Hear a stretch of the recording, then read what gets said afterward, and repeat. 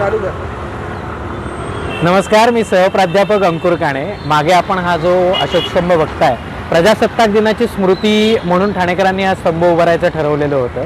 ठाणे जिल्ह्याचे जे कलेक्टर होते आणि ठाण्याचे जे नगराध्यक्ष होते तारापूरवाला म्हणून, त्यांच्या नेतृत्वाखाली या स्तंभाची उभारण्याची योजना तयार करण्यात आलेली होती।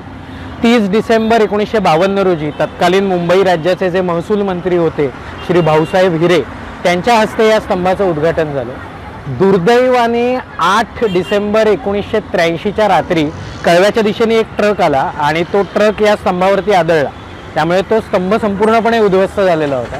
पालिकेची माणसं आली, त्यांनी त्या स्तंभाचे अवशेष ट्रकमध्ये भरले आणि कुठेतरी नेऊन टाकून दिलेले होते। बिल्डिंगचं काम चालू असताना खड्डा खणला गेला आणि त्यावेळेला हे अवशेष तिथे मिळाले आणि त्यामुळे ठाण्याचे आमदार संजयजी केळकर यांच्या प्रयत्नामधून या अशोक स्तंभाची पुनर्निर्मिती झाली। ठाण्याचा ऐतिहासिक वारसा पुनर्जीवित केल्याबद्दल आमदार संजय केळकर यांचे इतिहासप्रेमी म्हणून आम्ही शतशः आभारी आहोत।